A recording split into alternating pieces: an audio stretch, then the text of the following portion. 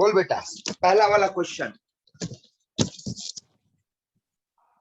So 36 36 are followed. yes sir. पहला 36 था ना, हाँ फॉलो किया। Followed. हाँ फॉलो हाँ। किया। दूसरा वाला बेटा 32 35 मतलब फॉलो नहीं किया है ना। नहीं सर। 32 होगा। हाँ सर 32 होगा। सर मुझे 32 बोलो तो मेरा 35 आया। मेरा 32 ये आंसर आया। कितना आया बेटा? 36 आया ना, फॉलो किया। ये कितना आया? हाँ हाँ 32 मेरा आया। 35 देखो ओरली बनेगा। देखो बोल आयरन के पास कितना इलेक्ट्रॉन? 26 23 है। 26 26 होता है, लेकिन यहाँ पे तो आयरन का ऑक्सीडेशन नंबर +3 है। हाँ 23 हाँ सर 23 इलेक्ट्रॉन्स। और 6 लिगेंड है तो 12 देगा, तो 12 और 23 35। हाँ sir.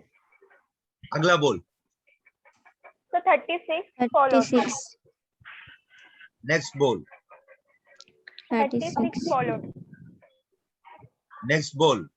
35 35 not followed. 35 not followed. Next बोल। 54 54 followed. followed. Very good. Next बोल। 86 followed. नेक्स्ट बोल। सर ये वाला बता दीजिए एक बार, not followed. PT6 वाला। अच्छा सब बताएंगे, पहले सब अपना आंसर मिला लो पहले, उसका एक साथ डिस्कशन करेंगे। बोल बेटा उसके बाद। ठीक है। 38 The not followed. 38 not followed.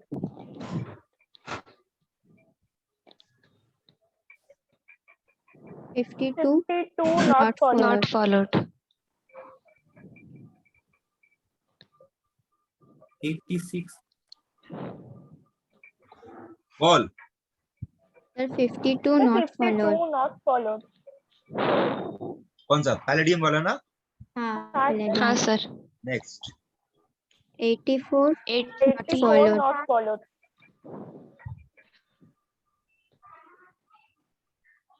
84 हाँ हाँ sir. not followed. 34 51 not followed. 51 not followed.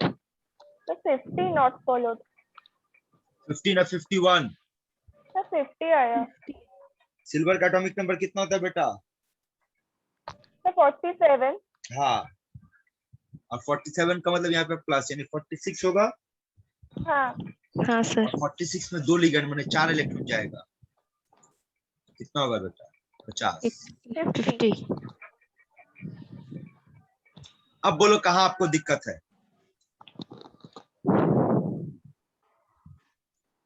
Sir ये PT6 2 माइनस है ना 86 वाला, उस वाला पहले ये बता बताओ दीजिए बेटा एक बार। प्लैटिनम का एटॉमिक नंबर कितना?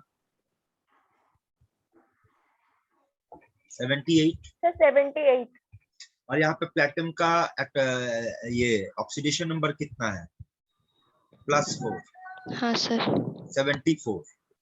हाँ ठीक है। हाँ सर।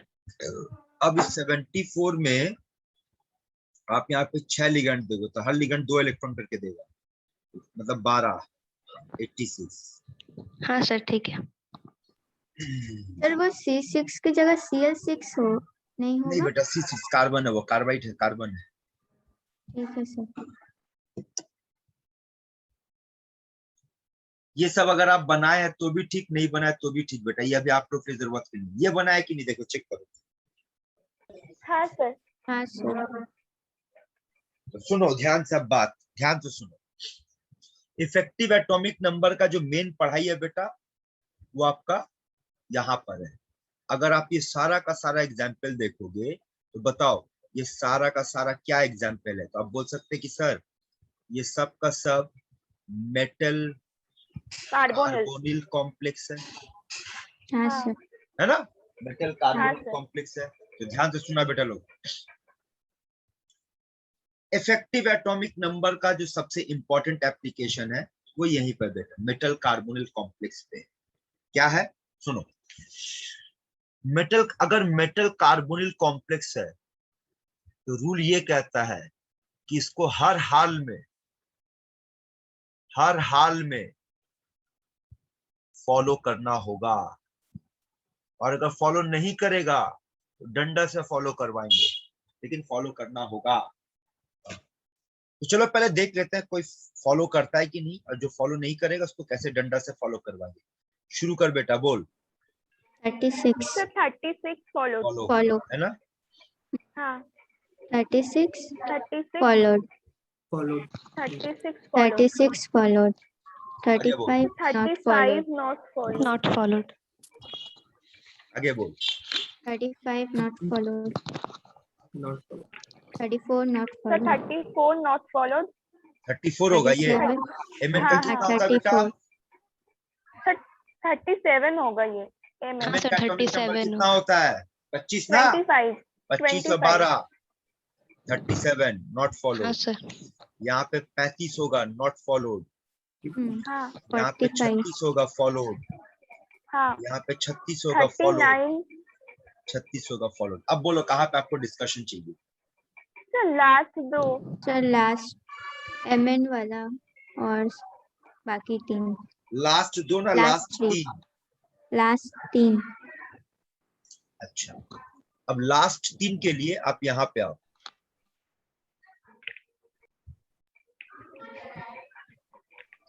और इस पे ध्यान दो।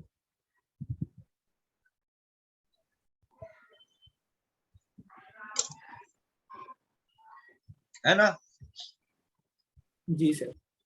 तो बोल बेटा, Z plus number of carbonyl plus 1, यही है ना? Z प्लस हाँ, number of sir. Carbonyl plus 1। बोल Z कितना है इसमें बेटा? 25 plus number of carbonyl as 10 And- plus 1 36 36 और कोबाल्ट, नीचे वाला कोबाल्ट का कितना है? so 27 plus plus 8 8 plus 1 36 iron का कितना है? 26 26 plus 9 9 plus 1 plus 1 हो रहा है मैच, हो रहा है? हाँ सर हाँ हाँ। और कहीं किसी को डाउट बेटा? सर सर वो पिछला लिस्ट का पाई वाला पाई वाला छोड़ दो बेटा, अभी वो बहुत भारी हो जाएगा, वो जेई वगैरह के लिए। अभी जो मेन पार्ट बता रहे उसको फॉलो करो। बोलो बेटा, यहाँ तक समझ में आ रहा है? हाँ सर हाँ ध्यान सर से सुन, ध्यान से सुन, ध्यान से सुन बेटा। फिर से बोल रहे, मेटल कार्बोनिल हर हाल में फॉलो करेगा।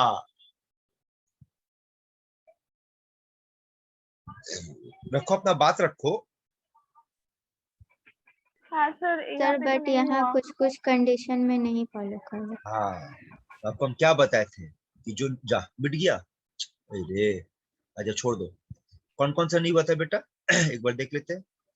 ये वाला 35 हुआ था, ऐसी ये भी 35 था। सर 6 से ज्यादा है जहाँ जहाँ पे। ये 4 था, देख तो यही 4 था, चेक कर ले। हाँ सर चेक कर, हाँ हाँ सर सर ठीक है ना? हाँ हाँ अब सुनो,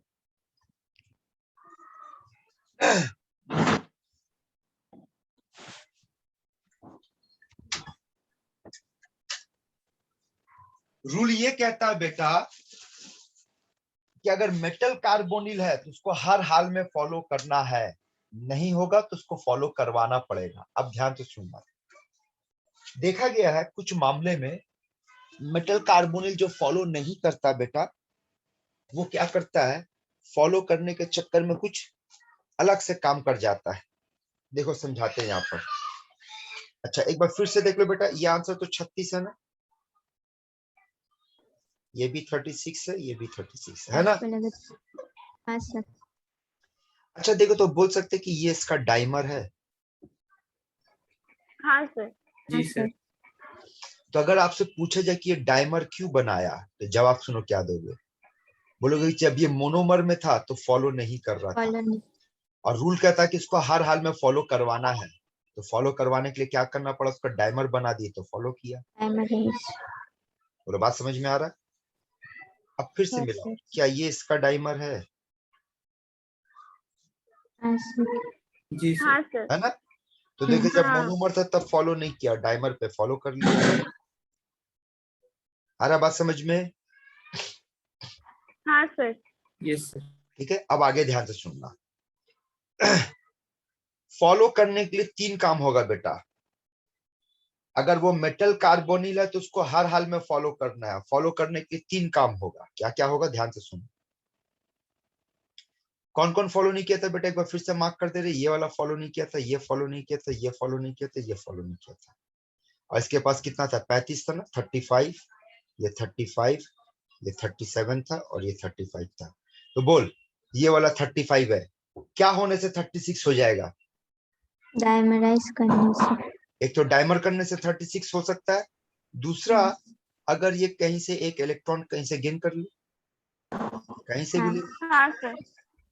तब क्या बन जाएगा? तब ये बन जाएगा, देख लो, CO माइनस CO क्या होल क्या 4 माइनस होगा। माइनस। हाँ हाँ। दैट मीन्स कोबाल्ट कार्बोनिल, ये जो कोबाल्ट कार्बोनिल है, ये अपना EN को फॉलो करने के चक्कर में ऑलवेज रेडी रहेगा कि कहीं से एक इलेक्ट्रॉन मिल जाए, है ना? तो बोल, अगर ये इलेक्ट्रॉन गेन किया तो क्या हुआ, ऑक्सीडेशन हुआ या रिडक्शन हुआ?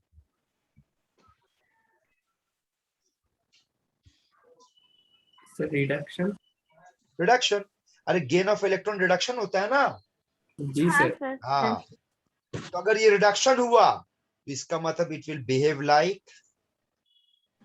ऑक्सीडाइजिंग। Oxidising agent. हाँ, यानी कि ये अपना 36 पूरा करने के चक्कर में क्या करेगा, खुद को ऑक्सीडाइजिंग एजेंट में कन्वर्ट कर देगा। आप समझ रहे हो? जी जैसे सर। इसका इसका हाँ कितना सर। है बेटा, इसका कितना है, 37 है। 37। ये एक इलेक्ट्रॉन लूज करने के चक्कर में रहेगा और लूज करने पे बन जाएगा MnCO होल 6 प्लस होगा। तो इसका मतलब जब ये इलेक्ट्रॉन लूज किया तो प्रोसेस क्या बन गया, ऑक्सीडेशन हो गया। ऑक्सीडेशन। तो एजेंट क्या बन जाएगा, रिड्यूसिंग एजेंट। Reducing agent.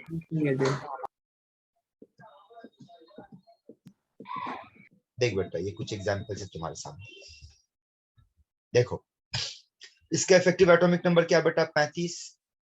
36 करने के लिए क्या किया, इलेक्ट्रॉन गेन के लिए तो 36 हो गया। जब इलेक्ट्रॉन गेन किया तो मतलब प्रोसेस क्या हो गया, यहाँ पर प्रोसेस हो गया रिडक्शन, और it will behave like oxidising agent.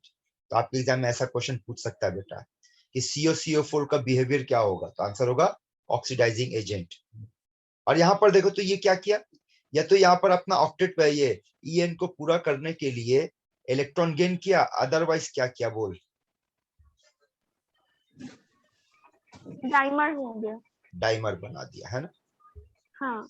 उसी तरह वैनिडियम देखो, अपना ऑक्टेट पूरा इफेक्टिव एटॉमिक नंबर पूरा करने के एक इलेक्ट्रॉन गेन कर लिया तो पूरा कर लिया, और इस चक्कर में ये क्या बन गया, ये बन गया ऑक्सीडाइजिंग एजेंट।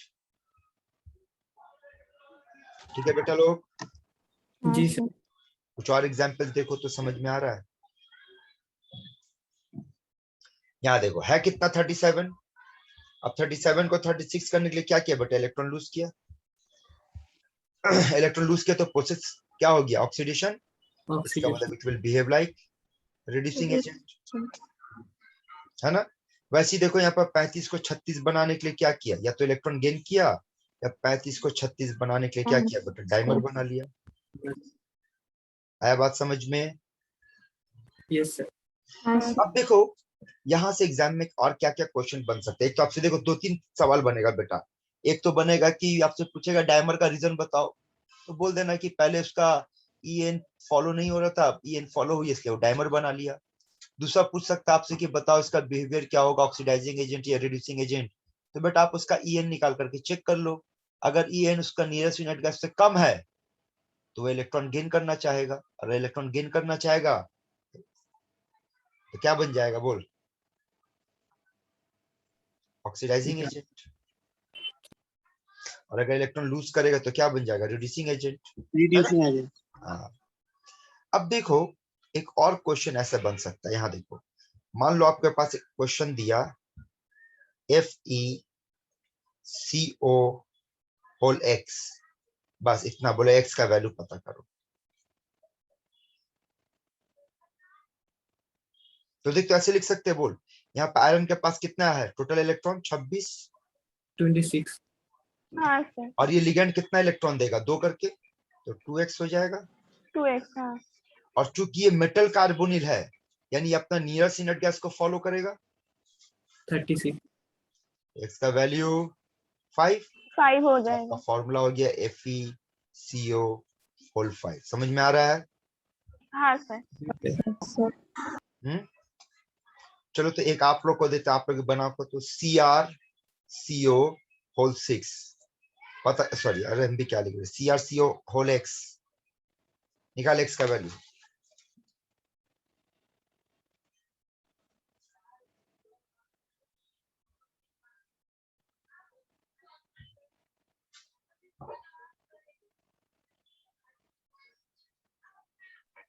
सर 6। सर 6। अरे बेटा 6 सबका, हाँ सर। अरे 6। जी सर। तो कैसे हुआ बेटा ये वाला solve? Sir 24 plus 2x 24 plus 2x equals to 36. इसका हो जाएगा 24 plus 2x equals to nearest unit guess लेंगे, x का वैल्यू 6। क्लियर है बेटा लोग यहाँ तक सबका? हाँ सर। आगे बढ़े। हाँ सर। कुछ और एग्जाम्पल है, ये लो पुश आंसर देते बेटा इसका।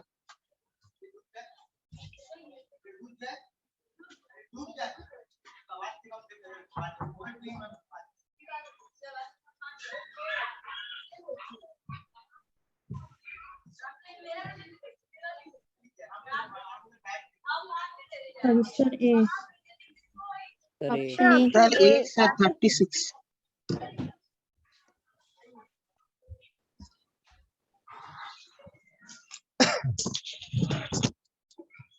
अगला हेडिंग पढ़ बेटा, क्या है? Crystal field theory. पढ़े बेटा इससे पहले कभी आप लोग CFT? ना सर। नहीं सर। तो सुन, एकदम बेसिक से बताने जा रहे बेटा, ध्यान से सुनना। बहुत सारे बच्चे को CFT पढ़ले ही नहीं पड़ता कि सर हुआ क्या, और स्कूल वगैरह में तो समझ आते ही नहीं कि कहां से कहां चला गया। तो ध्यान से सुनना, CFT क्रिस्टल फील्ड थ्योरी क्या कहता है, ठीक है? सबसे पहले इसका कुछ एजम्पशन सुन लो, इसका कुछ एजम्पशन सुन लो, कुछ चीज हम लोग मानकर चलेंगे। क्या क्या है ध्यान से देखो। जब हम लोग VBT पढ़ रहे थे, तो VBT का कंसेप्ट ये है कि मेटल होगा, लिगेंड होगा, लिगेंड के पास लोन पेयर होगा या नेगेटिव चार्ज होगा, जो भी होगा वो इसको डोनेट करेगा, और इस तरीके से इन दोनों के बीच में बॉन्डिंग होगा। ये VBT है।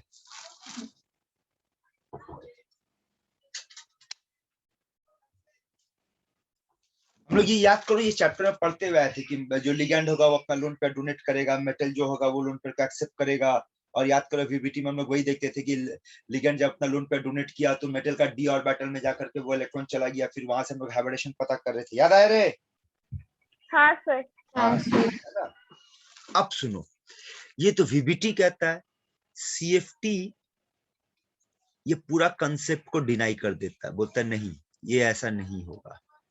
तो CFT क्या बोलता है, ध्यान से सुनना।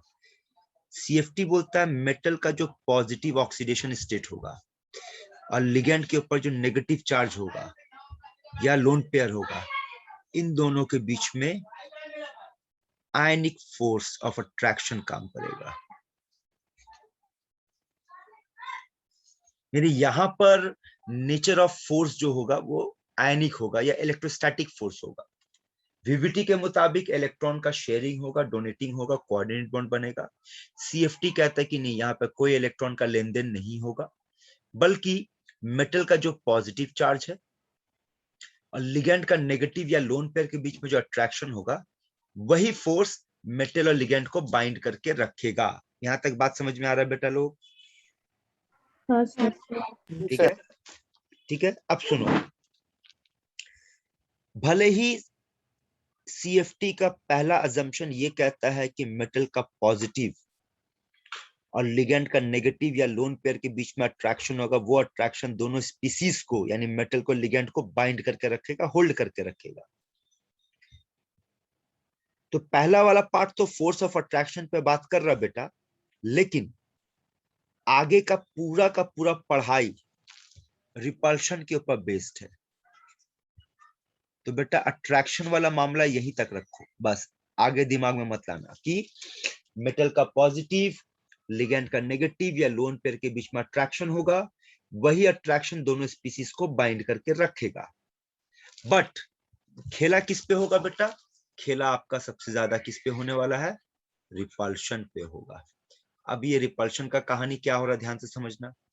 जब मेटल और लिगेंड एक दूसरे के साथ प्लस और माइनस के बीच में अट्रैक्शन का गेम खेल रहा होगा, ठीक उसी टाइम में मेटल का जो डी ऑर्बिटल होगा, उसके अंदर जो इलेक्ट्रॉन होगा, और लिगेंड का जो नेगेटिव होगा या लोन पेयर होगा, इन दोनों के बीच में क्या शुरू हो जाएगा? रिपल्शन शुरू हो जाएगा। तो यहाँ के इन लोगों के बीच में अट्रैक्शन चलेगा और यहाँ पर रिपल्शन होगा। बोलो, यहाँ तक बात समझ में आ रहा है? हाँ सर। हाँ सर। या एक्चुअली समझने का कुछ नहीं बेटा, ये फंडामेंटल बता रहे, अजम्पशन मान के चल रहा, आपको इसको याद रखना है। तो अगर आपसे पूछा जाए कि अकॉर्डिंग टू CFT रिपल्शन किसके किसके बीच में होता है, जवाब दो। According to CFT d orbital electron and negative charge और lone मेटल का pair। जो d ऑर्बिटल होगा उसके अंदर का इलेक्ट्रॉन और लिगेंड का लोन पेयर या नेगेटिव चार्ज के बीच में रिपल्शन होगा। अब ये बताओ, अगर रिपल्शन होता है तो किसी भी सिस्टम का एनर्जी बढ़ जाता है या घट जाता है? बोल बेटा। बढ़ जाता है ना, अनस्टेबल हो जाता है। हाँ, रिपल्शन होने का मतलब वो अनस्टेबल हो जाता है, और अगर एक सिस्टम अनस्टेबल हो गया मतलब उसका एनर्जी क्या होता है बेटा? बढ़ जाता है। बढ़ जाएगा। increases। यहाँ तक क्लियर है बेटा बात आप लोगों को? हाँ सर। तो अब आओ यहां समझो। इस वक्त CFT का एजम्पशन आपको हम बता दिए। अब CFT का जो फंडामेंटल बताया, अब उसको अप्लाई करने का टाइम आया। चलो एप्लीकेशन से समझते हैं। कौन सा कॉम्प्लेक्स पे बात करने जा रहे बेटा? octahedral complex। ऑक्टाहेड्रल कॉम्प्लेक्स को देखो तो ऐसा होगा, ये मेटल, यही है ना बेटा? हाँ सर। और यहाँ पे कौन बैठा होगा? Ligand, ligand, ligand, ligand, ligand, ligand, यही है ना? हाँ सर। ठीक है, अब इसको होल्ड पे रखो। और इससे पहले आपको एक और चीज दिखाना चाहेंगे, ये देखो। बताओ तो बेटा आप लोगों को क्या दिख रहा है? Orbital diagram. कौन सा ऑर्बिटल? d orbital।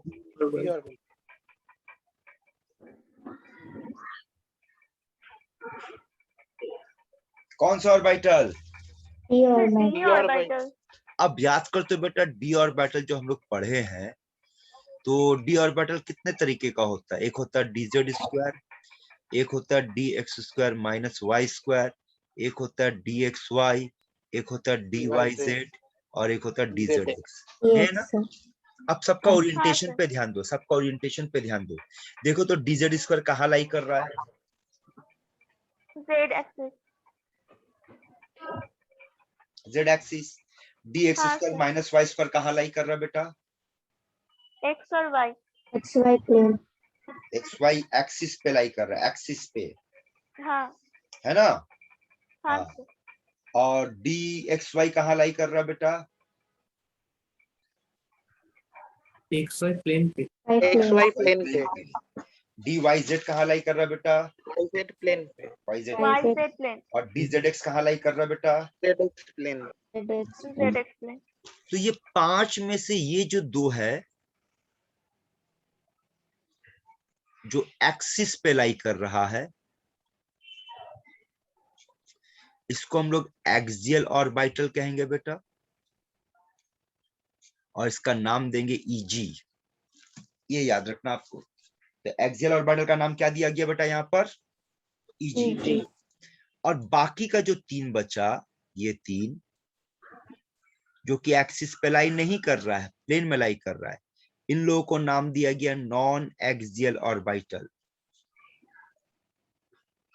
और इसको नाम दिया गया T2G। T2G।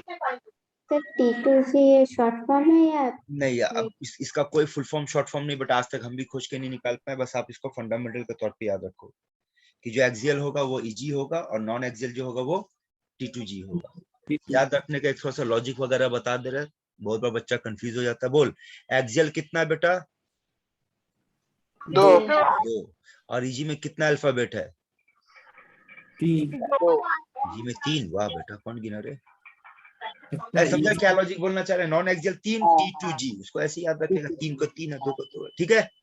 हाँ हाँ। डी ऑर्बिटल का इंट्रोडक्शन समझ में आया? हाँ सर। अब हाँ, सर। दोबारा सुन। हम लोग कौन सा कॉम्प्लेक्स पढ़ने जा रहे हैं बेटा? Octahedral complex. तो ये जो डायग्राम अभी आपको हम बना के दिखाए, ये वाला डायग्राम, इसी डायग्राम को आप दोबारा यहाँ ढूंढ पाओगे? देखो तो, ये वाले में ढूंढो तो, बोले तो नीचे फिर से बना दे रहे। M, यहाँ लिगेंड होगा, यहाँ लिगेंड होगा, यहाँ लिगेंड होगा, लिगेंड होगा, लिगेंड होगा, लिगेंड होगा। मिलाओ।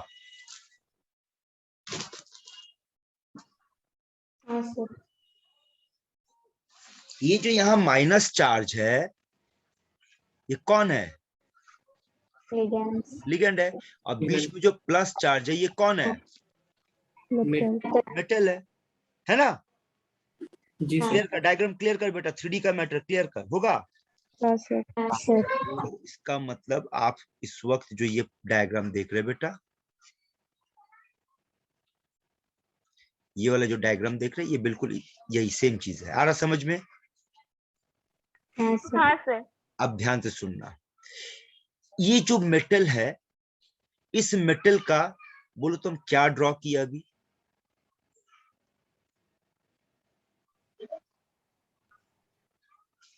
बोलो क्या ड्रॉ किए? Sir DZ square orbital. हाँ, मिलाओ मिलाओ, डीजेड ड्रॉ किए ना? अब देखो तो डीजेड स्क्वायर ऑर्बिटल को ड्रॉ करने के बाद ये ऑर्बिटल और ये लिगैंड, यहाँ है ना लिगैंड? हाँ। ये ऑर्बिटल, ये लिगैंड, देखो तो डायरेक्ट इंटरेक्शन में आ गया ये लोग। हाँ सर। हाँ, उसी तरीके से अगर हम एक और डायग्राम ड्रॉ करते हैं, फॉलो करना। बोल, अब क्या ड्रॉ किए? क्या dx square minus Y square का जो ऑर्बिटल है वो भी लिगेंड के साथ डायरेक्ट इंटरेक्शन में आ रहा है? हाँ सर। Yes sir. है ना? और अगर आप बाकी को ड्रॉ करेंगे, जो ये भी है और ये भी है और ये भी है, उसी के अंदर अगर ड्रॉ करेंगे, तो क्या ये लोग डायरेक्ट इंटरेक्शन में आ रहा है लिगेंड के साथ? नहीं सर। नहीं, है ना? अब चलो सवाल को घुमा के पूछेंगे, बिटवीन T2G एंड Eg कौन डायरेक्ट लिगेंड के इंटरेक्शन में आ रहा है? जी। Eg। इन अदर वर्ड्स, अगर आपसे पूछेंगे कि बिटवीन T2G एंड Eg, फिर से समझना, अभी अभी हम लोग क्या पढ़े थे कि मेटल का d ऑर्बिटल और लिगेंड का नेगेटिव चार्ज के बीच में रिपल्शन होगा, है ना? अब d के अंदर भी 2 पोर्शन मिला है, एक Eg है और एक T2G है। तो Eg नेगेटिव से भी रिपेल करेगा, T2G भी नेगेटिव से रिपल्शन होगा। बोल, Eg और नेगेटिव के बीच में रिपल्शन, T2G और नेगेटिव के बीच में रिपल्शन, कौन ज्यादा रिपल्शन फील करेगा? Eg ज्यादा फील करेगा Eg ज्यादा रिपल्शन फील? Yes sir. हाँ सर। तो बोलेगा तो sir direct interaction. Direct interaction z में स्क्वायर है और dx square minus y square है, उसका ओरिएंटेशन इस तरीके से है कि वो ऑक्टाहेड्रल का कॉर्नर में जाकर फिट बैठ रहा है और ऑक्टाहेड्रल के कॉर्नर पे ही लिगेंड बैठा हुआ है, यानी लिगेंड के साथ उसका डायरेक्ट इंटरेक्शन हो रहा है, इसलिए उसका रिपल्शन ज्यादा हो रहा है। क्लियर है बेटा लोग? हाँ सर। हमारा बात? Yes sir. अब इसी चीज को नेक्स्ट पेज में समझो बेटा, दोबारा समझो। ये देखो, मान लो कि ये हम, अच्छा इसको देखो, इसको एक ऐसा डायग्राम से हम लोग पढ़ते हैं, एक डायग्राम से समझो, ग्राफ के जरिए से, ऐसे ग्राफ, ये एनर्जी है, यानी आप जितना ऊपर जाओगे एनर्जी क्या होगा बेटा? बढ़ेगा। ठीक है? अब देखो, मान लो कि आपके पास ये ऑर्बिटल है। कौन सा ऑर्बिटल है बेटा? d orbital. और अगर आपसे पूछा जी ये किसका डी ऑर्बिटल है, तो आप बोलोगे सर ये फ्री मेटल आयन का डी ऑर्बिटल है। फ्री मेटल आयन का डी ऑर्बिटल होने का मतलब अभी इसके अंदर लिगैंड नहीं आया है, मेटल अकेला बैठा हुआ है। ठीक है, अब जैसे ही इसके तरफ लिगैंड अप्रोच करेगा तो बोल लिगैंड और ऑर्बिटल के बीच में क्या शुरू हो जाएगा? Repulsion. है ना। और जैसे रिपल्शन शुरू होगा, ये जो पूरा का जो सिस्टम है बेटा, इस सिस्टम का बोले एनर्जी Increase होगा. इंक्रीज होगा, है ना। तो इसका सिस्टम इंक्रीज होगा और ग्राफ के हिसाब से इसका एनर्जी जब इंक्रीज होगा तो ये और ऊपर चला जाएगा। हाँ. होगा? हाँ सर. समझ में आ रहा बेटा? हाँ सर. अच्छा, ये जो 5 ऑर्बिटल है, ये 5 में से पांचों का पांचों सेम रिपल्शन फील करेगा ना कुछ कम ज्यादा फील करेगा? Eg ज्यादा रिपल्शन फील सर करेगा, Eg ज्यादा होगा, Pg कम होगा. होगा ना। तो इसी हाँ. वजह से जैसे ही ऊपर जाएगा ये फिर से 2 हिस्से में टूट जाएगा। और 2 हिस्से में कैसे टूट रहा फॉलो कर, ऐसे टूटेगा। मतलब एक यहाँ पर dz स्क्वायर और dx square minus Y square, और एक यहाँ पर dxy dyz और dzx, ये होगा। माने ये कौन है? ये Eg है और ये कौन है? T2G। अब फिर से लॉजिक लगाओ कि पूरा सिस्टम तो ऊपर गया एनर्जी, लेकिन टूट के 2 हिस्से में क्यों टूटा? रिपल्शन के वजह से, है ना, रिपल्शन। Repulsion और ऊपर Eg क्यों गया? क्योंकि उसमें ज्यादा रिपल्शन फील हुआ, डायरेक्ट क्योंकि इंटरेक्शन। Eg ज्यादा ज्यादा रिपल्शन repulsion। फील कर रहा था, है ना। हाँ. अब सुनो, कुछ लैंग्वेज सुनो बेटा। ये जहां से जहां तक ये हुआ, इस गैप को नाम दिया गया डेल्टा नॉट। और डेल्टा नॉट को हम लोग कहेंगे बेटा ऑक्टाहेड्रल का स्प्लिटिंग एनर्जी। डेल्टा हो गया एनर्जी, ओ हो गया ऑक्टाहेड्रल। समझ में आ रहा कोड? Yes sir. ये क्या कहलाएगा बेटा? ऑक्टाहेड्रल का स्प्लिटिंग एनर्जी। अब सुन, जिस लेवल पे आके, ध्यान से समझना बेटा, ये सब फंडामेंटल ध्यान से समझना। जिस लेवल पे आके ये 2 हिस्से में बढ़ गया, एक ये और एक ये 2 हिस्से में बढ़ गया, इस लेवल को नाम दिया गया बारी सेंटर। इसका नाम है बारी सेंटर। और याद रखना, बारी सेंटर में एनर्जी का वैल्यू हम लोग कितना मानकर चलते हैं? 0, हाइपोथेटिकली 0। इसका मतलब इस लाइन के ऊपर जाने का मतलब क्या हो रहा है कि एनर्जी बढ़ा, और इसके नीचे आने का मतलब क्या होगा? एनर्जी कम होगा। बात समझ में आ रहा है? लैंग्वेज समझ में आ रहा है बेटा? बारी सेंटर, ठीक है। अब देखो यहाँ पर इस सबका वैल्यू कैलकुलेशन होगा। वैल्यू पे ध्यान देना। अगर आपसे पूछा जाए इस ऑर्बिटल का एनर्जी का वैल्यू कितना है, या पूछा जाए इसका एनर्जी का वैल्यू कितना है, या इसका एनर्जी का वैल्यू, इसका एनर्जी का वैल्यू, इसका एनर्जी का वैल्यू, तो एनर्जी का वैल्यू निकालने का तरीका देखो। बारी सेंटर के ऊपर है तो प्लस लेना। बोल टोटल कितना ऑर्बिटल है बेटा? 5 5 लेना, ठीक है। और नीचे कितना ऑर्बिटल है? 3। 3 या 3 बैठा देना, साथ में लगा देना डेल्टा नॉट। अब फिर से नीचे आ जा। नीचे का मतलब क्या करेंगे? माइनस। टोटल कितना है? 5। ऊपर कितना है बेटा? 2/5. 2। साथ में लगा देंगे डेल्टा नॉट। समझ में आ रहा है? हाँ सर. दोबारा समझेंगे। यहाँ देख, बोल बेटा इसका एनर्जी कितना आया? Plus 3 by delta 5 not, plus 3/5 delta not. अरे 6/5 डेल्टा नॉट। हाँ, एक का निकला ना 3/5 डेल्टा नॉट, तो 2 का कितना होगा? 6/5 डेल्टा। नीचे का टोटल निकाल। Minus 6/5 delta not. टोटल मार 0। तो बारी सेंटर का वैल्यू 0 हो गया। समझ में कैसे कैलकुलेशन किया गया बेटा? हाँ सर. ठीक है ना। तो इसको आप ऊपर के लिए हाँ. याद रखिएगा, ये ऊपर वाले के लिए स्प्लिटिंग एनर्जी है, ये नीचे वाले के लिए स्प्लिटिंग एनर्जी। यहाँ तक क्लियर है बेटा बात? हाँ सर. Yes sir.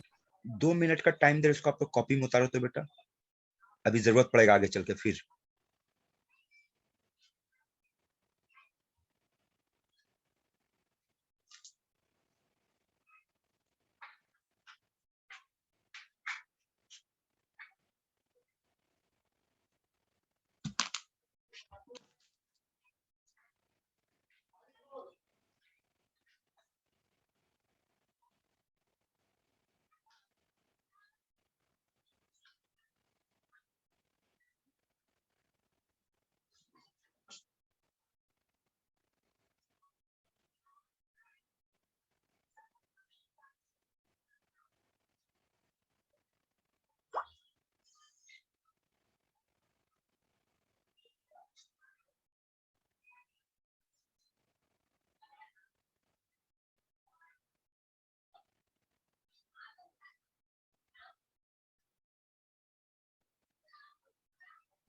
हो गया सर।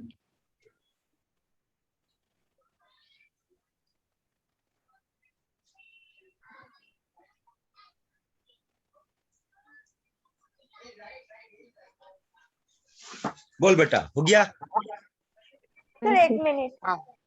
सर एक मिनट।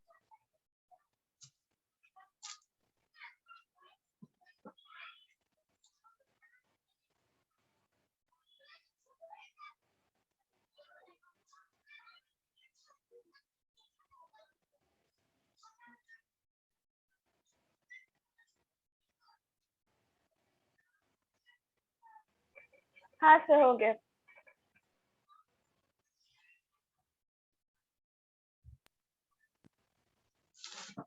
ठीक है, जी सर। अब हाँ सुनो, सर। ये देखो, आप लोगों को पिछले क्लास में बोल रहे थे, याद है कि spectrochemical series will give you idea कि which is stronger and which is weaker ligand. हाँ सर। तो आप याद को आपको लास्ट में कुछ बताए थे बेटा, है ना? एक और हाँ। ट्रिक बता दे रहे, सुन ले। हैलोजन डोनर सबसे वीक लिगैंड होगा, उसके बाद ऑक्सीजन डोनर, फिर नाइट्रोजन डोनर, और सबसे स्ट्रांग होगा बेटा कार्बन डोनर। जहां पे कार्बन अपना इलेक्ट्रॉन पेयर डोनेट करेगा, नाइट्रोजन का इलेक्ट्रॉन पेयर ऑक्सीजन का या हैलोजन का। ए बोल, कार्बन का इलेक्ट्रोनेगेटिविटी हाँ এদের তুলনায় কম। है ना, तो इसका मतलब ये सबसे इजीली हाँ। डोनेट कर पाएगा। ठीक है, हाँ। तो ये लॉजिक से याद रखना, अगर कभी आपको पकड़ना हो कौन स्ट्रॉन्ग लिगैंड है कौन वीक लिगैंड है, तो पकड़ने का ये तरीका होगा। ठीक है, हाँ अच्छा, अब आप लोग इस फॉर्मूला को नोट करो, इस फॉर्मूला को नोट करो।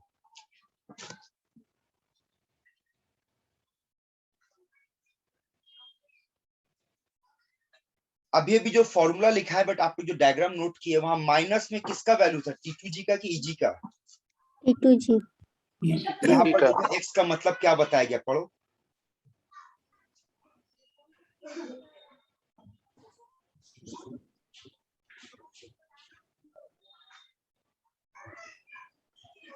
हाँ सर। तो नोट कर लेना, एक्स का मतलब T2G,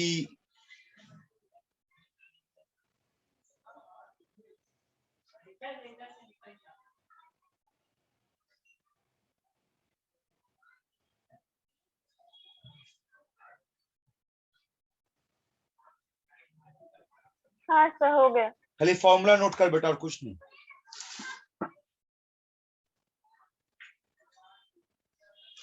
अब जी आगे सर। सुनो। हाँ सर हो गया। अब ध्यान से सुना बेटा, जो फंडा अभी आपको हम बताए हैं, अब उसका एप्लीकेशन पे बताने जा रहे हैं। तो अभी अभी आपको हम ये बताएं, मोटा मोटी एक बार बात समझ लो, क्या बताएं कि लिगैंड के प्रेजेंस में डी ऑर्बिटल, लिगैंड के प्रेजेंस में ये जो डी ऑर्बिटल है, ये रिपल्शन फील करेगा, उसका एनर्जी इंक्रीज करेगा, और जैसे इंक्रीज करेगा वो स्प्लिट कर जाएगा दो पार्ट में। ऊपर वाला पार्ट होगा आपका EG, नीचे वाला पार्ट आपका होगा T2G, और ये उसका एनर्जी का वैल्यू का फॉर्मूला होगा। ठीक है, यहाँ तक बात समझ में आया बेटा? हाँ सर। अब देखो क्या पढ़ने जा रहा है, अगला हेडिंग पढ़ना, क्या पढ़ने जा रहे बेटा? Distribution of D electrons T2G and EG। अब इसको दोबारा से समझो, एक मिनट रुक जाओ।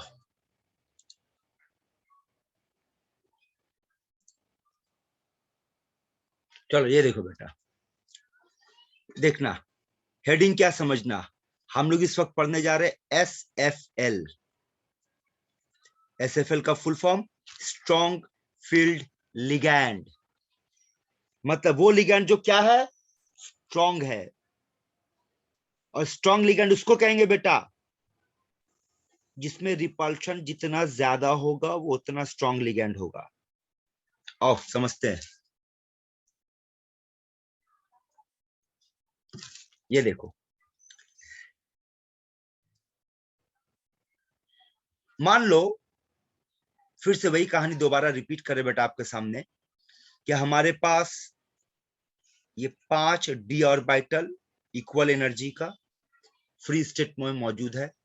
जैसे ही इसके तरफ SFL अप्रोच किया, क्या होगा बोल? इसका एनर्जी बढ़ेगा, है ना, और ये दो हिस्से में टूट जाएगा। दो हिस्से को हम डायरेक्ट यहाँ दिखा दे रहे हैं, एक हिस्सा ये टूटेगा बेटा और एक हिस्सा ये टूटेगा। अब ध्यान से सुनना, मेरे पास 10 इलेक्ट्रॉन है, 1 2, और इस गैप का नाम क्या है बेटा? Delta not. 3 4 5 6 9 10। बोल, पहला इलेक्ट्रॉन कहाँ डालेंगे? नीचे में आपके पास T2G है और ऊपर में आपके पास Eg है। बोल, पहला इलेक्ट्रॉन कहाँ डालेंगे? सबसे लोएस्ट एनर्जी में, है ना? मतलब हम लोग ये पढ़े थे कि हाँ। पहले इलेक्ट्रॉन वहां डालेंगे जहां पे एनर्जी कम हो। सबसे कम लो होता है। तो कम कौन होगा? डायग्राम से देखो, T2G का एनर्जी T2G। कम है कि Eg का कम है? हाँ, T2G। T2G। तो पहला इलेक्ट्रॉन बेटा यहाँ जाएगा, तो पहला चला गया, दूसरा यहाँ जाएगा, दूसरा चला गया, तीसरा यहाँ जाएगा, तीसरा चला गया। यहाँ तक ओके बेटा लोग? हाँ हाँ सर। अब चौथा का खेल को समझो। चौथा इलेक्ट्रॉन के पास दो ऑप्शन है, या तो ऊपर जाकर अकेले अपने आप रहे, या नीचे आके इसके साथ पेयरिंग कर दे। है दो पॉसिबिलिटी। हाँ हाँ, अब सुनो, यहाँ पर एक और कंसेप्ट है। जब कोई इलेक्ट्रॉन दूसरे इलेक्ट्रॉन के साथ एक ऑर्बिटल को शेयर करता है, जब कोई इलेक्ट्रॉन दूसरे इलेक्ट्रॉन के साथ ऑर्बिटल शेयर करता है, तब उसको एक और एनर्जी का जरूरत पड़ता है, और उसका नाम है बेटा पेयरिंग एनर्जी। Pairing energy. ठीक है, ऐसे समझना रहे। बोल, अगर इलेक्ट्रॉन यहाँ पे गया तो उसको क्या खर्च करना पड़ेगा? Pairing energy. Pairing energy. और अगर यहाँ पे गया तो क्या खर्च करना पड़ेगा? ये वाला एनर्जी। Splitting energy. हाँ, हाँ। इतना खर्चा करके तब ना ऊपर जाएगा। हाँ हाँ। हाँ, अब बताओ, तो यहाँ स्ट्रॉन्ग फील्ड लिगेंड है, तो जानते हो क्या यहाँ गैप बहुत ज्यादा है। गैप ज्यादा होने की वजह से पाया गया है कि ये बड़ा होता है और पेयरिंग एनर्जी छोटा होता है। तो बोल, वो क्या पसंद करेगा? ऊपर जाना पसंद करेगा कि नीचे पेयर करना पसंद करेगा? वो पेयरिंग नीचे पेयर करना पसंद करते है ना, कम एनर्जी खर्चा करता है। कम एनर्जी खर्चा करेगा। तो इसका मतलब चौथा इलेक्ट्रॉन कहाँ गया बेटा? यहाँ, पांचवा इलेक्ट्रॉन यहाँ, और छठा इलेक्ट्रॉन यहाँ। यानी कि ये 6 का 6 इलेक्ट्रॉन कहाँ एंटर करेगा? T2G में। उसके बाद 7 के लिए तो कोई ऑप्शन नहीं बचा, तो 7 ऊपर आएगा, यहाँ पर 8, यहाँ 9, यहाँ 10। तो ये आखिरी का 4 इलेक्ट्रॉन Eg में एंटर करेगा। तो समझ में आया इलेक्ट्रॉन का कैसे डिस्ट्रीब्यूशन हो रहा है बेटा? हाँ सर। Yes sir. तो कंसेप्ट बता दिए। बाकी याद रखिएगा कि अगर SFL का मामला हो, स्ट्रॉन्ग फील्ड लिगेंड हो, स्ट्रॉन्ग फील्ड लिगेंड क्या करेगा?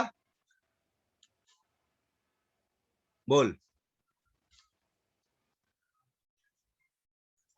1 से लेकर 6 इलेक्ट्रॉन T2G में डालेगा, और 7 से लेकर के 10 Eg में डालेगा। अब यहाँ देख, फिर से देख, बाएं तरफ देख। तो ये बेटा एक कंसेप्ट बता दिया SFL का। अब WFL का कहानी समझो, इसी डायग्राम में बता रहे, दोबारा फिर से सुन। अब राइट साइड वाले को फॉर द टाइमिंग भूल जाओ। बोलो, जैसे ही वीक फील्ड लिगेंड अप्रोच करेगा तो भी तो रिपल्शन होगा, लेकिन इस बार रिपल्शन क्या होगा बेटा? कम होगा। कम कम और होगा। कम होने की वजह से जो ये स्प्लिट करेगा, इसका स्प्लिटिंग का गैप भी कम होगा। कम होगा। मतलब ये इतना कम होगा कि इस बार पेयरिंग एनर्जी ज्यादा हो गया। कंपेयर कर लेफ्ट और राइट को, यानी जब स्ट्रॉन्ग फील्ड लिगेंड होगा तो स्प्लिटिंग एनर्जी ज्यादा होगा, पेयरिंग एनर्जी कम होगा। और जब WFL का मामला होगा तो पेयरिंग एनर्जी ज्यादा होगा, स्प्लिटिंग एनर्जी कम होगा। ठीक है, अब आजा फिर से, मेरे पास 10 इलेक्ट्रॉन, 1 2 3 4 5 6 7 8 9 10। अब बोल, पहला इलेक्ट्रॉन यहाँ जाएगा, T2G। दूसरा इलेक्ट्रॉन यहाँ पर जाएगा, तीसरा इलेक्ट्रॉन यहाँ जाएगा। बोल, चौथा इलेक्ट्रॉन क्या करेगा? नीचे जाएगा कि ऊपर भागेगा? ऊपर जाएगा।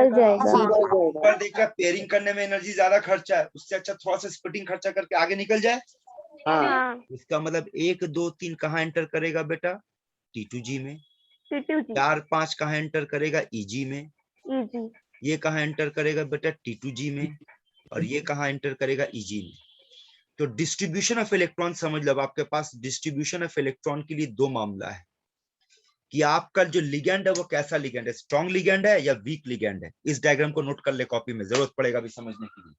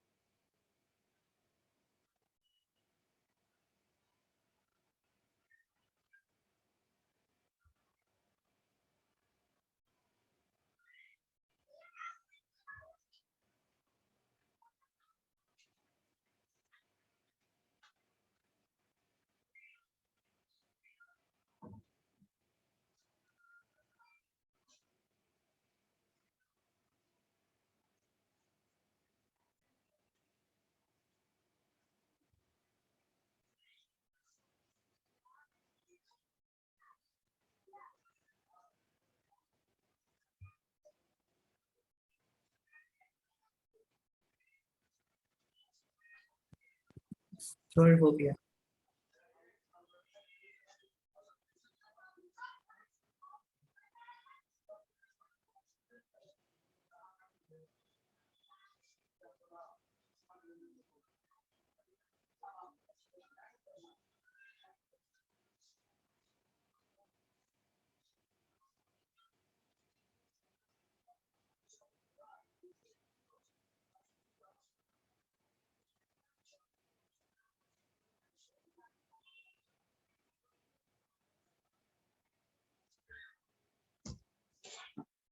हो गया बेटा?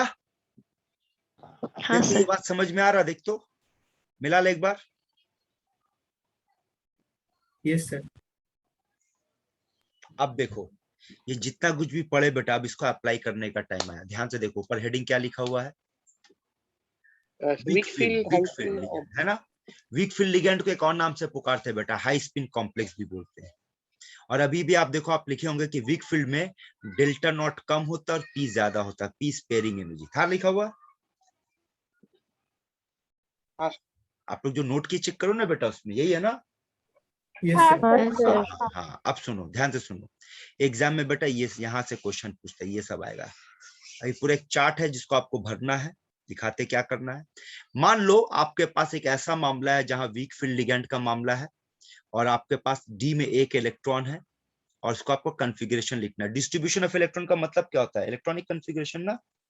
तो बताओ तो वीक फील्ड लिगेंड में क्या पढ़े थे कि 1 2 3 4 5 6 7 8 9 10 में 1 2 3 कहाँ जाएगा? T2G, T2G 4 5 कहाँ जाएगा? EG। EG, ये कहाँ जाएगा? T2G। और ये कहाँ जाएगा? T2G, EG ना। EG, तो देखो इसका हाँ। लिखने का तरीका क्या होगा, इसको हम लोग लिखेंगे T2G1 EG0। देख तो लिखने का तरीका समझ में आ रहा? हाँ सर। लैंग्वेज पे हाँ। ध्यान दो। यस एक सर, यस। इलेक्ट्रॉन है ना। सोचो तो हाँ। अगर 4 इलेक्ट्रॉन होता तो 4 इलेक्ट्रॉन को कैसे लिखते हैं? ऐसे लिखते हैं T2G3 EG1, T2G3 EG1 EG1। हाँ लिखेंगे ना। अच्छा बोलो तो हाँ अगर हाँ। 7 इलेक्ट्रॉन होता तो कैसे लिखते? बोल। Sir T2G5 EG EG2। समझ में आ रहा है? हाँ क्लियर कर बेटा लोग, है ना? अभी ये आपका हाँ, सर। काम है बेटा 1 से लेकर 10 तक आप लोग भरोगे। पहले पूरा सुन लो क्या क्या भरना है। तो ये हो गया पहला तरीका। अब बोल हाँ। इसके अंदर कितना अनपेयर्ड इलेक्ट्रॉन है?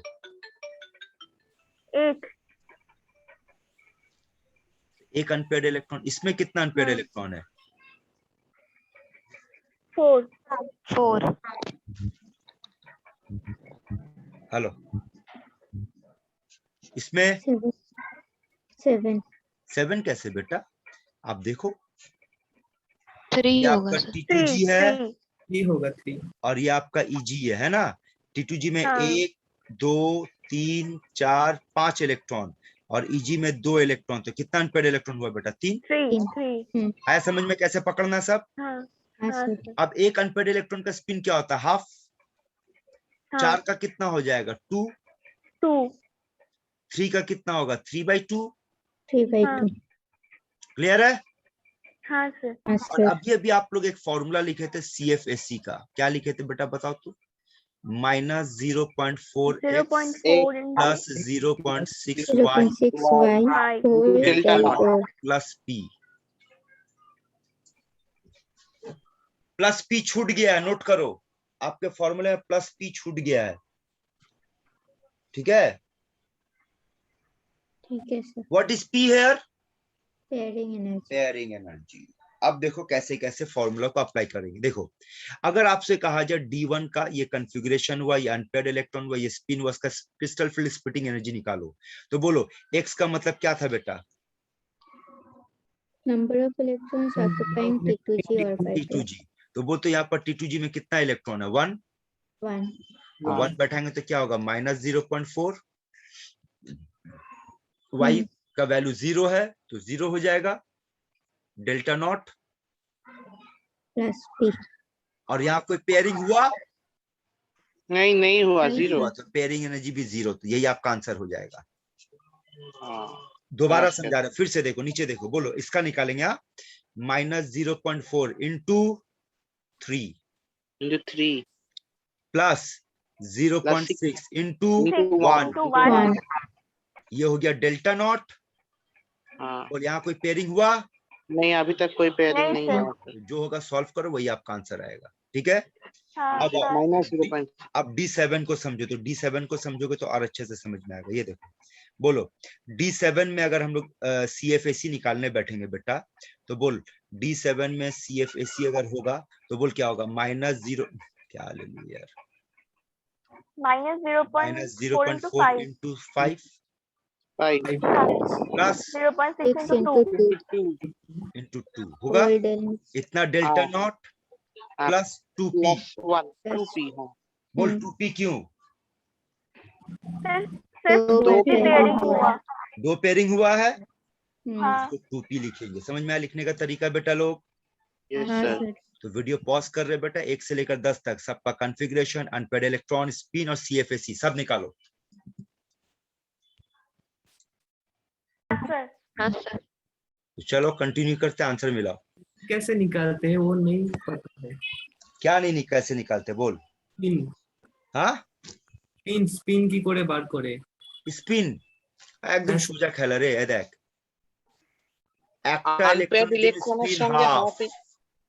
দুটোর জন্য 1, একটার জন্য হাফ, তাহলে দুটোর জন্য কত হবে? এই দেখ, একটার জন্য হাফ, দুটোর জন্য 1, তিনটের জন্য 3/2, চারটে হলে 2, মানে যা হবে সবাইকে হাফ দিয়ে গুণ করতে চলে যা, ব্যাস।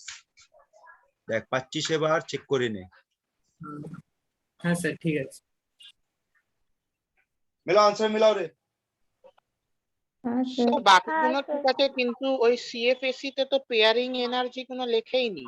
হ্যাঁ মানে স্যার हाँ सर होता है। বল না, চলো বল।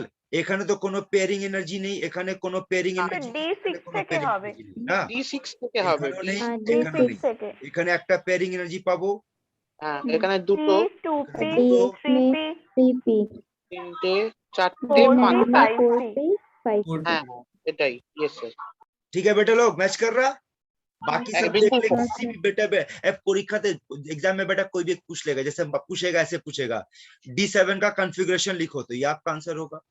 बोल देगा D4 का स्पिन बोलो तो ये आपका आंसर होगा। बोलेगा D9 का एनर्जी बताओ तो ये आपका आंसर होगा। समझ में आ रहा? कोई भी एक पूछेगा बेटा। यहाँ तक समझ में आया बेटा लोग? आगे बढ़े।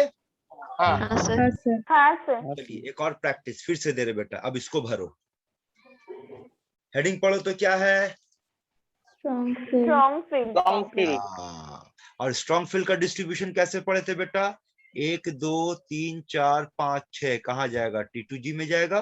T2G। और 7 8 9 10 कहाँ जाएगा? EG में EG। जाएगा, है ना? तो चलो फिर से दे रहे, पॉज कर रहे बेटा, बैठ के सारा प्रैक्टिस करो। बनाओ तो इसको भी।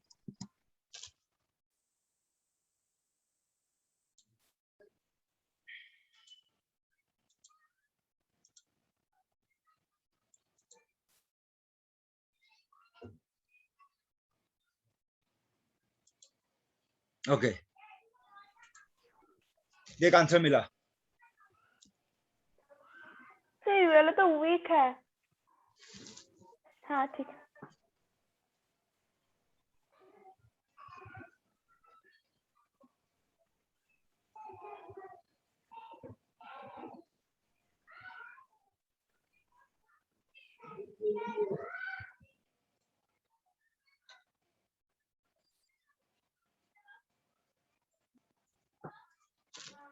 हाँ सर। Yes sir। चलो अब पेयरिंग एनर्जी सेट करते हैं। बोल D1 में तो पेयरिंग एनर्जी नहीं होगा, नहीं। D2 में नहीं सर होगा, D4 में होगा। यहाँ पर D4 पेयरिंग plus एनर्जी होगा, यहाँ पर P 2p होगा, 2p 2P 3P 3p यहाँ 3p। 4p, यहाँ 5p। 5P। हाँ सर वो तो में भी तो 3p होगा। D7 और D8। किसी को डाउट है तो बोल बेटा। Sir No, sir। D7 D8 में 3p नहीं होगा। हाँ 3p सॉरी, नहीं। बिल्कुल होगा, वहाँ 3p कंटिन्यू चलेगा, 3p होगा, यहाँ भी 3p होगा। ठीक है सर।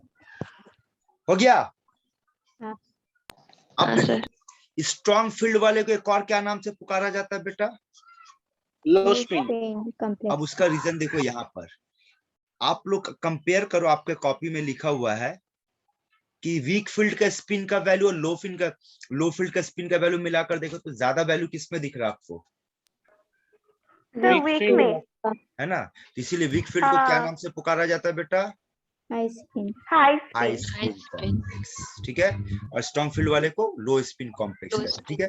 अब एक और कंपैरिजन करके बताओ, हाई स्पिन कॉम्प्लेक्स लो स्पिन कॉम्प्लेक्स में कौन है जो बिल्कुल सेम टू सेम है?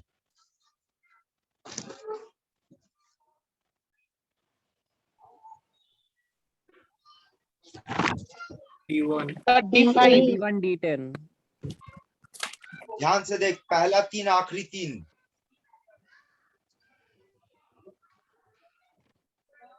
हाँ सर। पहला 3 मिला आखिरी 3 मिला, सबका कॉन्फ़िगरेशन अनपेयर्ड इलेक्ट्रॉन स्पिन सीएफएसी सब सेम मिलेगा। आपके कॉपी में लिखा हुआ कंपेयर करो, हाँ सर सेम है। पहला 3 D1 D2 D3 हाँ और आखिरी का 3 D8 D9 8 9 D10 10 हाँ हाँ सर। सर है सर सेम? D5 हाँ D5 सर भी तो सेम सेम है। है सर। हाँ D5 भी तो सेम है सर। कैसे बे? हाँ नहीं अरे यहाँ सर का पिछले D5 का वाले में पेयरिंग नहीं है। तुम कैसे सेम बोल सकता है? फाइव देख में। बोलो, यहाँ D5 में कुछ अच्छा और अच्छा है, अच्छा अच्छा। सर बे पेयरिंग कहीं है। मैच ही नहीं कर रहा, कॉन्फ़िगरेशन तक मैच नहीं कर रहा, तुम D5 कैसे सेम देख रहे हो बेटा? अच्छा हाँ तो आप अगर कंपेयर करोगे D1 D2 D3 और D8 D9 D10, ये तीनों ऊपर का 3 नीचे का 3, ये बेटा चाहे WFL हो या SFL हो, दोनों ही मामले में ये सेम पाया गया है। यहाँ तक का बात समझ में आया बेटा आप लोगों को? हाँ सर। हाँ सर। ठीक है, तो चलिए क्वेश्चन आप लोगों के लिए सॉल्व कीजिए तो बेटा।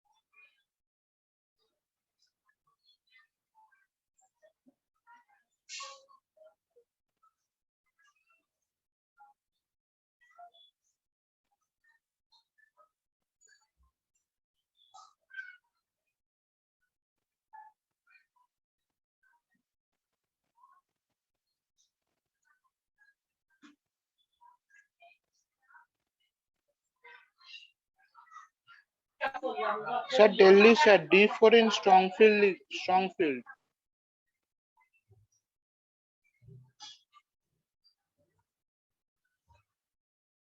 बोल, अगर मैग्नेटिक मोमेंट 2.84 दे रहा है, इसका मतलब कितना अनपेयर्ड इलेक्ट्रॉन है? दो दो दो 2 2। बस आप आपको ये पता करना कि किसमें 2 अनपेयर्ड इलेक्ट्रॉन मिलेगा, पता कर। D4 in strong field sir strong field लिखा हाँ सर। D5 चलो देखते हैं। 1 अनपेयर्ड इलेक्ट्रॉन आल्सो। यहाँ देख, बोल D5 स्ट्रॉन्ग, में तो सुनो बात सुनो, स्ट्रॉन्ग फील्ड लिगैंड, यहाँ देख, ये मेरा T2G है और ये Eg है, 5 इलेक्ट्रॉन। बोल स्ट्रॉन्ग फील्ड लिगैंड में कैसे कैसे जाएगा? एक यहाँ, दूसरा यहाँ, तीसरा यहाँ, है ना? हाँ फिर हाँ चौथा यहाँ, पांचवा यहाँ, तो कितना अनपेयर्ड मिला हाँ। बेटा? 1 1 ये नहीं होगा, ये गलत हो गया, आखिरी वाला चेक कर, 4। हाँ ठीक है, आखिरी आंसर डी वाला होगा। D4 हाँ हाँ सर सर डी होगा। हाँ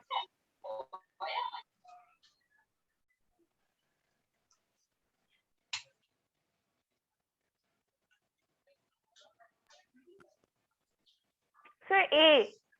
কেন এ?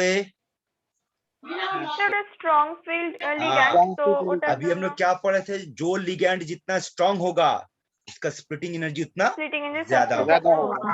ठीक है, सर अब आ Yes, जाओ sir. ये क्वेश्चन। हाँ, आप लोगों में से कोई बेटा बेटी पूछा था पिछले क्लास में, सर कैसे पता करेंगे कौन सा हाँ सर, कॉम्प्लेक्स আমি ज्यादा জিজ্ঞাসা स्टेबल है করেছি। ना? तो ये देखो हाँ, इसका sir. रूल है बेटा, ये देख।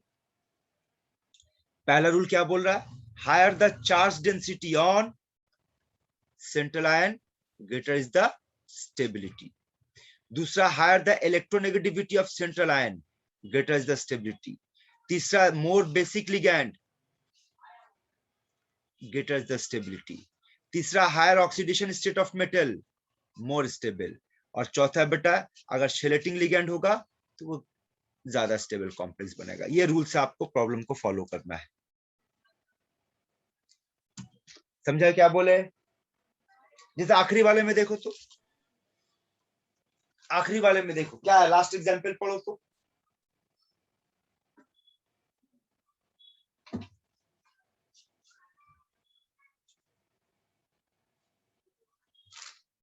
बोलो, क्या ये शेलेटिंग लिगैंड है?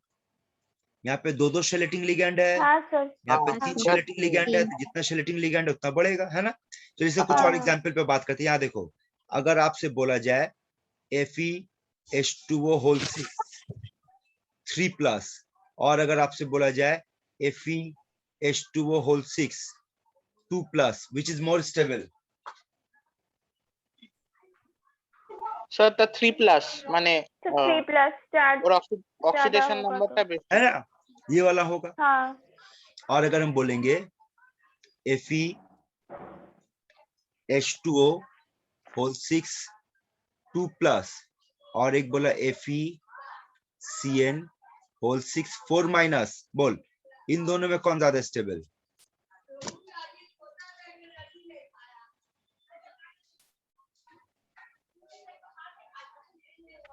सर CN 4- वो ऊपर वाला वाला। because ऊपर वो वाला है ना, क्योंकि उसमें स्ट्रॉन्ग ligand लिगैंड है। बेसिक। Strong electronegativity. लिगैंड। हाँ, उसका electronegativity.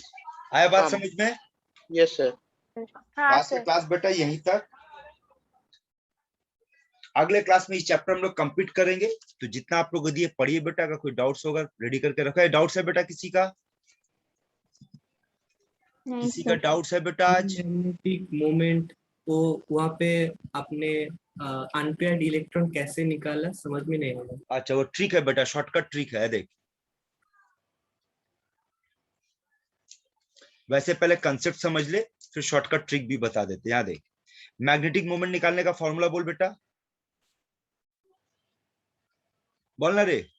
√n into n plus under root n into n n plus 2 plus 1 n is plus equals 2। to 2.84। अब इसको आप सॉल्व करके n निकालो, वो आपको 2 आएगा ये सॉल्व करने पे। और डायरेक्ट ट्रिक है बेटा, डेसिमल के पहले जो नंबर वही तेरा आंसर होगा।